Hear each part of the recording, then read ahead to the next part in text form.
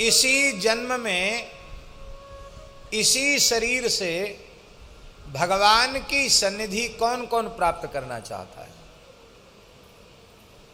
अरे वाह, सभी लोग चाहते हैं। हाथ तो खड़े कर दिए, हमने कहा भी नहीं कि हाथ खड़े करो, फिर भी आप लोगों ने हाथ खड़े कर दिए। तो भैया अब ध्यान से सुन लो, यदि इसी जन्म में इसी शरीर से भगवान के चरण कमल प्राप्त करना चाहते हो तो पाथेयम यन्मुमुक्षो, भगवान के चरणों तक पहुंचने का पाथे श्री राम नाम है, हरि नाम है। पाथे किसको कहते हैं पिताजी? पाथे किसको कहते हैं? नहीं, केवल भोजन पाथे नहीं है। पथी माने मार्ग, और मार्ग में चलने के लिए जो भी उपयोगी है वो सब पाथे है। हमारे चलने की शक्ति, हाथ पैर आदि, वो भी पाथे है। हम जिस वाहन में बैठकर यात्रा कर रहे हैं वो भी पाथे है। जिस पैसे से टिकट खरीद रहे हैं वो भी पाथे है।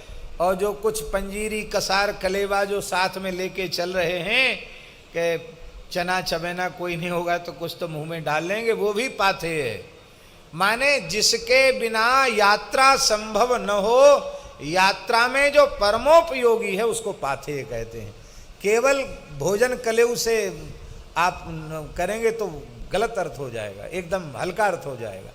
पाथे माने यात्रा पूरी करने के लिए, तय करने के लिए जो भी आवश्यक वस्तु पदार्थ है, सामग्री है, वो सब का सब पाथे है। पाथेयम यन्मुमुक्षो, आपको भगवान तक पहुंचना है तो टिकट भी हरिनाम से मिलेगा, गाड़ी भी हरिनाम की मिलेगी, कपड़ा भी हरिनाम के मिलेंगे, भोजन भी हरिनाम का मिलेगा, और चलने की शक्ति भी हरिनाम ही प्रदान करेगा, और पहुंचाएगा मंजिल तक हरिनाम ही। ये पाथे, बिना भगवान नाम के कोई आज तक भगवान तक पहुंचा ही नहीं है। तुम भला कैसे पहुंच जाओगे? पूज्य संत श्री गोपालाचार्य जी महाराज कहते थे अरे भले आदमी भगवान कैसे मिलेंगे? आलू भटा टमाटर नहीं मिल सकते बिना नाम के, तो भगवान कैसे मिलेंगे? आप दुकान पे जाके खड़े हो जाओ, दे दो, क्या दे दें? दे दो, नाम मत लो वस्तु का, कि टमाटर दे दो, कि आलू दे दो, कि बैगन दे दो, कि अरबी दे दो, नाम मत लो, दे दो। क्या दें? दे दो। अरे भाई बोलो तो क्या दे दो? तो गुस्सा होके कहेगा धक्का दे दो, इसको धक्का दे दो। नाम नहीं लेता, धक्का दे दो।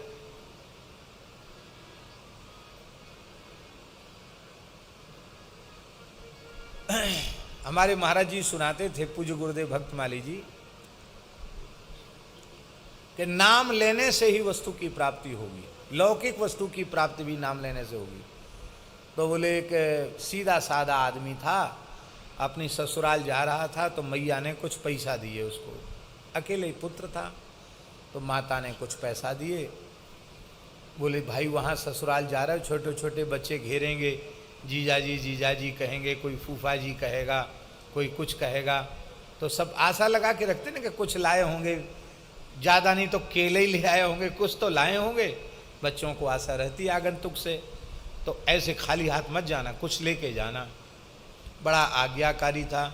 बोले माताजी बताओ क्या ले? बोले कुछ लेके जाना। तो दुकान पर गया, बोले कुछ दे दो। क्या कहा?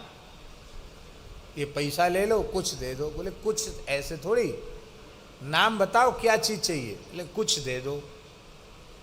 तो लोगों ने कहा कि इसका माथा फिर गया है, तो मिठाई वाले ने कुछ नहीं दिया। एक साग भाजी वाले के पास, मन में सोचा कि कैसी चीज़ मैया ने बताई है, कहीं मिलती ही नहीं है। अंत में वो एक साग भाजी वाले के पास गया, खड़ा हो गया, कहो भैया क्या चाहिए? बोले कुछ दे दो। कहा क्या कुछ दे दें? अरे बोले महाराज हमारी मैया ने चीज़ें ऐसी बताई है कि कहीं नहीं मिली, पूरे बाजार में घूम लिए, किसी ने नहीं दिया। अब आपसे पूछ रहे हैं कि कहाँ मिलेगा कुछ, अरे बोले इतनी बढ़िया चीज, कितना पैसा है तुम्हारे, इतना सब दे दो, बहुत महंगी चीज है, ऐसे वैसे नहीं मिलेगी। उसने एक बड़ा भारी जिमी कंद, इतना बड़ा जमी कंद दे दिया, ले इसका नाम है कुछ।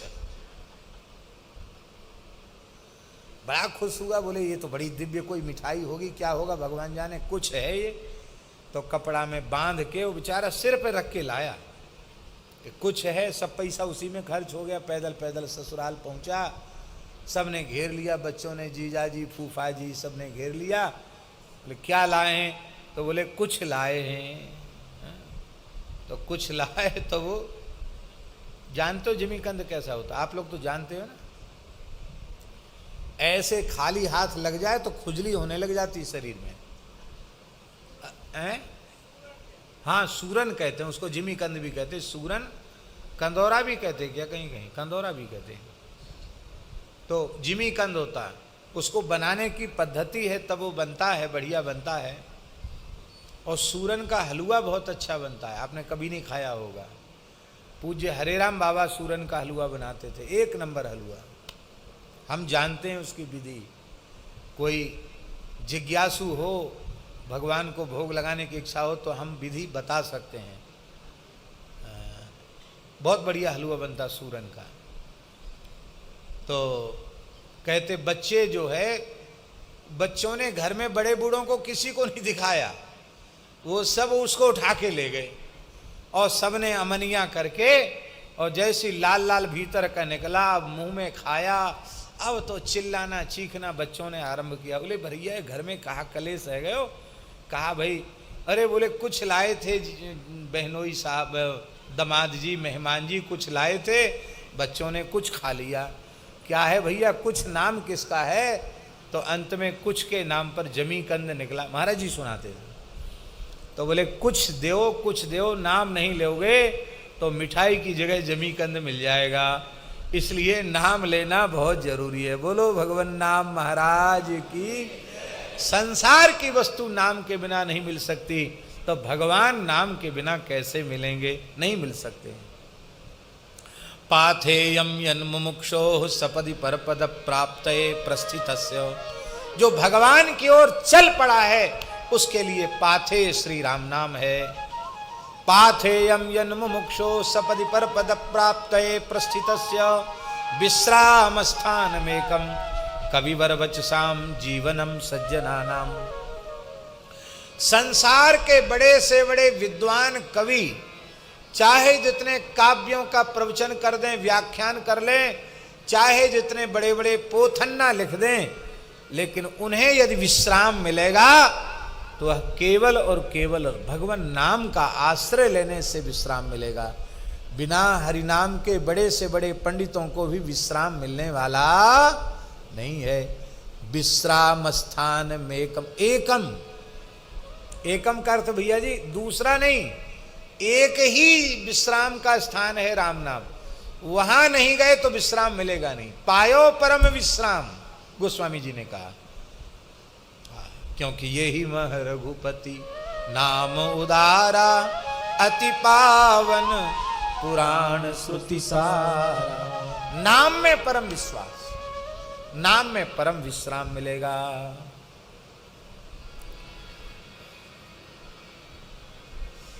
लोग कहते हैं आराम कर लो भैया, बहुत तुम्हारा शरीर ऐसा हो गया, आराम कर लो।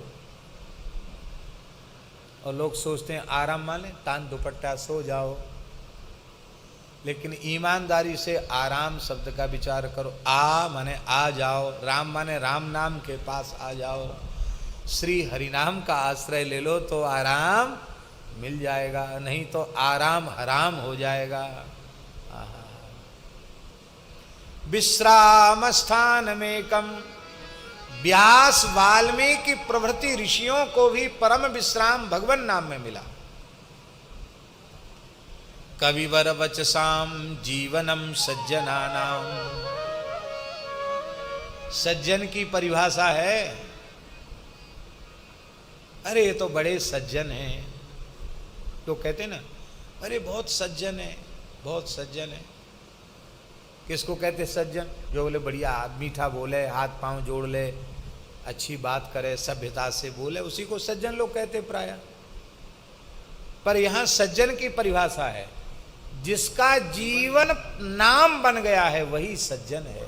जीवनम सज्जना नाम, सज्जनों का, सतजनों का जीवन है। जीवन माने प्राण। सज्जन पुरुष बिना अन्न जल वायु के जी सकते हैं, पर क्षणार्ध भी भगवान नाम के बिना जीवित नहीं रह सकते। जीवनम सज्जना नाम।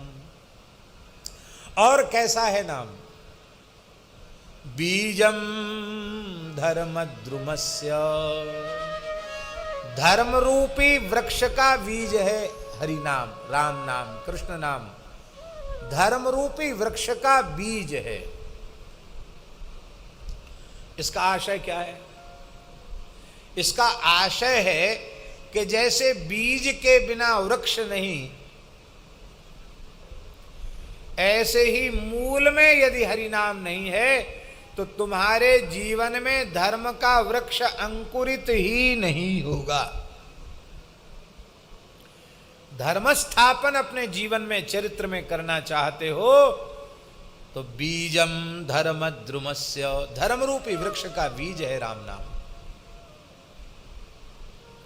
अच्छा, एक बात हम पूछें आपसे, धर्म रूपी वृक्ष का बीज राम नाम है और धर्म रूपी वृक्ष का फल भी राम नाम है कि नहीं? बीज किसको कहते हैं? वृक्ष का जो फल है उसी को तो बीज कहते कि नहीं?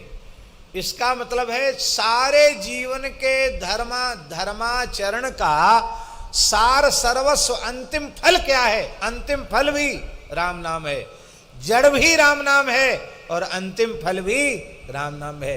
वृक्ष से बीज और बीज से वृक्ष, इसको वृक्ष बीज न्याय कहते हैं। माने धर्म के मूल में भी राम नाम है और धर्म के चरम फल के रूप में भी राम नाम है।